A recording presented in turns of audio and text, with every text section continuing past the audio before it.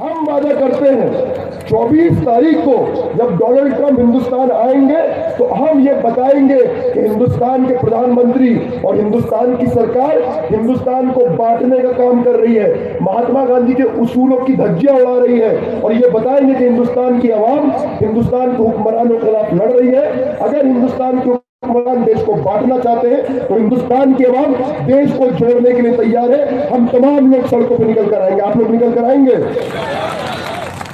बहुत बहुत शुक्रिया। जाते जाते बस एक बात बोलूंगा, ये लड़ाई लंबी है, 50 दिन से हम लड़े हैं, कभी मायूस मत होइएगा। पूर्व जेएनयू छात्र उमर खालिद पिछले 1 साल से तिहाड़ जेल में कैद है।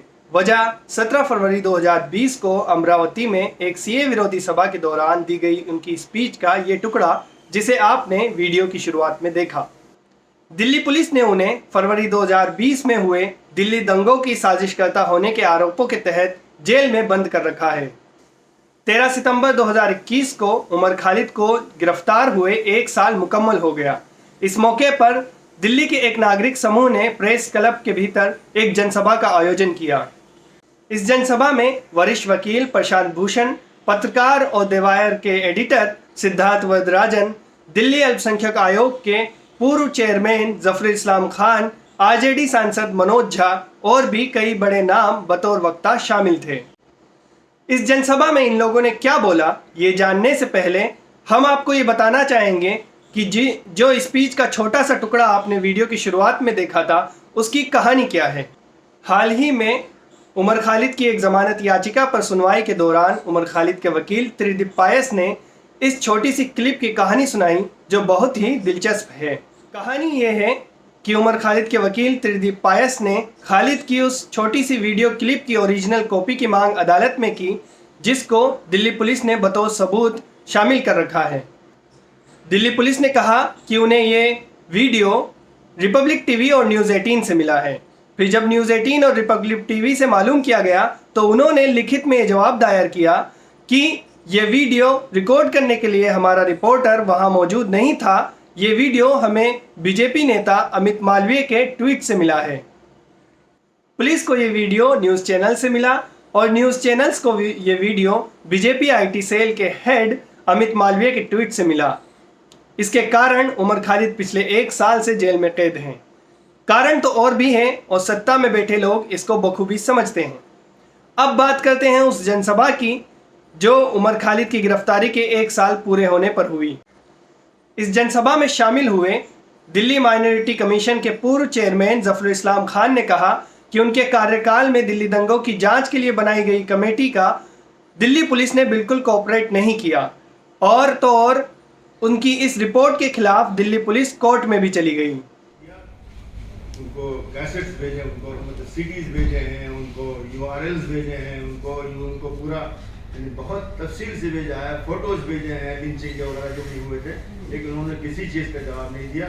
फिर हमने एक कमेटी बनाई जो कि वाहिद कमेटी थी जिसको ऑफिशियल एक स्टेटस हासिल था। उस कमेटी के साथ दिल्ली पुलिस ने बिल्कुल कोऑपरेट नहीं किया। सबको हमने लिखा था, चाहे वो डीसीपी हो, चाहे वो पुलिस कमिश्नर हो, चाहे वो एसएचओ हो, सबको हमने लिखा था, लेकिन किसी ने बिल्कुल कुछ भी कोऑपरेट नहीं किया उन्होंने। उसके बाद भी वो रिपोर्ट आई जो कि इस वक्त तक मैं समझता हूँ शायद वाहिद रिपोर्ट है जो कि इस सिलसिले में कुछ ऑफिशियल उसकी हैसियत है। लेकिन पुलिस इस वक्त जो है दिल्ली हाई कोर्ट में जा चुकी है ये कहने के लिए कि ये ऑर्डर दिया जाए कि इस रिपोर्ट को किसी भी कोर्ट में पेश न किया जाए। ये अजीब और गरीब बात है। अगर आपके पास सारे हकायक मौजूद हैं तो आपको डर किस बात का है? डर इस बात का कि दिल्ली पुलिस के निकम्मेपन और पूर्वाग्रह की कहीं पोल न खुल जाए। सभा में शामिल आरजेडी सांसद मनोज झा ने कहा कि उमर इस देश के युवाओं में सबसे बेहतरीन युवा है और उनका इस वक्त जेल में होना पूरे देश के लिए दुखद है। हम दोनों बिहार से एक साथ एक ही फ्लाइट में आए। वो कहीं और गए थे बिहार में सीए के लिए प्रोटेस्ट में, और मैं कहीं और था। हम लोगों ने बातें भी की और मैं समझता हूं जितने भी लोगों से मैं उस दौर में जेएनयू के मिला, उसमें ही was one of those brightest uncontaminated mind. आप उस आदमी पर आरोप लगा रहे हैं और वैसे सैकड़ों लोगों पे। मीरान हैदर हमारे साथ काम करता था, रिलीफ का काम करता था। अपने उसको यूएपीए जैसी चीज मानकर किया हुआ है। तो मैं सिर्फ इतना कहना चाहता हूं कि कुछ तो बदला है हमारे देश में, और वो बदला सिर्फ इसलिए है कि पॉलिटिकल पार्टीज ने भी कमोबेश, और मैं कहना चाहता हूं साफ खुल करके, you can not defeat this kind of politics of this regime by becoming photocopy of that regime. ये नहीं होगा, दोनों चीजें नहीं हो सकती है कि मैं वहां मत्था टेक करके वही बातें बोलूंगा लेकिन जुबान थोड़ी अलग होगी ना। People want a clear-cut position. That clarity can only come if the civil society puts pressure on it. और मैं जानता हूं जब सीए शाहीन बाग मूवमेंट में, उसको सीए के अलावा शाहीन बाग मूवमेंट ही कहूंगा, जब पूरे उफान पे था, कई पॉलिटिकल पार्टीज को लग रहा था कि हमने गलती कर दी, हम क्यों नहीं दिख रहे हैं। वो पैदा करना होगा और मैं समझता हूं कि वो हम पैदा कर सकते हैं। वरिष्ठ वकील प्रशांत भूषण ने कहा कि दिल्ली दंगों के बाद जांच के दौरान दिल्ली पुलिस को साफ साफ ब्रीफ दी गई थी कि उन्हें किन्हें टारगेट करना है। उन्होंने दिल्ली पुलिस की जांच और दिल्ली दंगों के दौरान दिल्ली पुलिस के उसमें शामिल होने की बात भी कही। ये कपिल मिश्रा और ये ठाकुर, इन लोगों ने बिल्कुल वीडियो पर, टीवी पर ऐसे ऐसे भड़काऊ भाषण दिए कि गोली मारो सालों को वगैरह वगैरह, जो कि बिल्कुल क्लियरली विजिबल है दंगा भड़काने के लिए। और दंगा भड़काने के भी, दंगे भड़काना और पार्टिसिपेट करने के भी वीडियोस अवेलेबल है, और पुलिस का भी रोल उनमें दिख रहा है। ये पुलिस वाले भी, एक बेचारा जमीन पे पड़ा हुआ है, उसको मार रहे हैं कि तुम जय श्री राम बोलो। ये पुलिस वाले सीसीटीवी कैमरे तोड़ रहे हैं, लेकिन उसके बाद वही पुलिस जो दंगइयों की मदद करती है, जो हमला करती है बिल्कुल इनोसेंट लोगों पे, वही पुलिस इन्वेस्टिगेशन शुरू कर देती है। इसीलिए सुप्रीम कोर्ट ने जब पुलिस रिफॉर्म्स का जजमेंट दिया था तो बोला था कि कई तरह के पुलिस रिफॉर्म्स होने चाहिए। उसमें एक पार्ट ये भी था कि इन्वेस्टिगेशन और लॉ एंड ऑर्डर पुलिस को सेपरेट होना चाहिए, क्योंकि जो लोग लॉ एंड ऑर्डर का काम कर रहे हैं वो कई बार उन्हीं ऑफेंसेस में इन्वॉल्व होते हैं, और फिर वही पुलिस उसका इन्वेस्टिगेशन करे, और यही हुआ यहाँ पर। और इस तरह से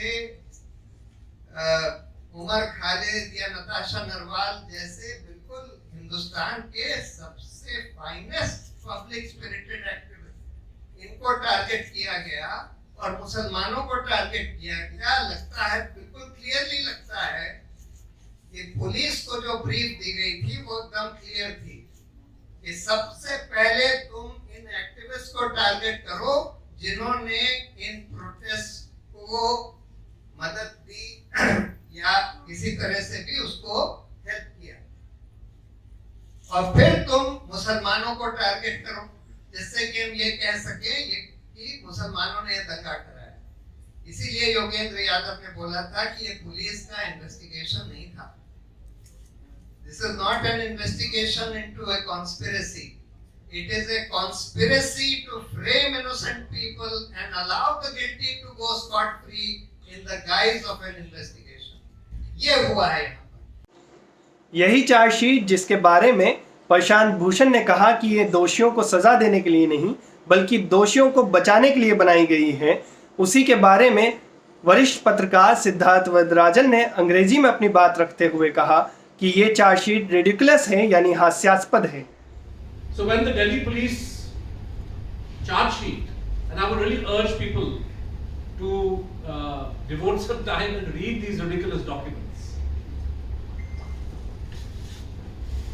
and try to understand the convoluted logic and the way in which facts have been assembled and presented and twisted.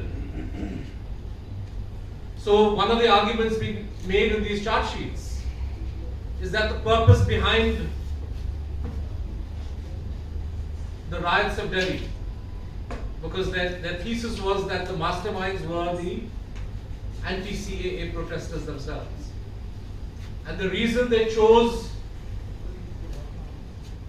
to have riots and violence on the eve of Donald Trump's visit was to spread propaganda against the Narendra Modi government and highlight the anti-CAA cause worldwide. Well, dear Dil Ka Police, the headlines of the world media from the end of December 2019 were full of this radical, innovative, democratic, peaceful protest of the women of Shaheen Bagh. It didn't need any additional push to attract media attention.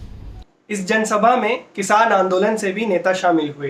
किसान नेता जसबीर कौर ने कहा कि UAPA जैसे कानूनों को संशोधन करके सरकारों ने सख्त बना दिया ताकि सरकार इन्हें वक्त आने पर अपने विरोधियों के खिलाफ इस्तेमाल कर सके। जो भी बोलेगा सरकार के खिलाफ, क्योंकि 2018 में इन्होंने यूएपीए में बहुत अमेंडमेंट करके इसको सख्त बना दिया, एनआईए को बहुत सारी पावर्स दे दी गई। तो इसलिए दी गई क्योंकि सरकार तो जानती थी कि जो पॉलिसीज या जो कानून लाएंगे वो लोग विरोधी होंगे आने वाले समय में, तो लोग विद्रोह करेंगे, बगावत करेंगे, लोग बोलेंगे, तो उनको कैसे मतलब ये कानून लगा के जेल में बंद करना है। तो इस जनसभा में शामिल आरजेडी सांसद मनोज झा ने एक और अहम बात कही जो भारतीय राजनीति को उसका आईना दिखाती है, उसे भी सुन लीजिए। हालात ऐसे पैदा हो गए ना कि अगर उमर दंगे प्लान कर सकता, एग्जीक्यूट कर सकता तो चीफ मिनिस्टर होता, जेल में नहीं होता। आजकल रिवॉर्ड सिस्टम बदला हुआ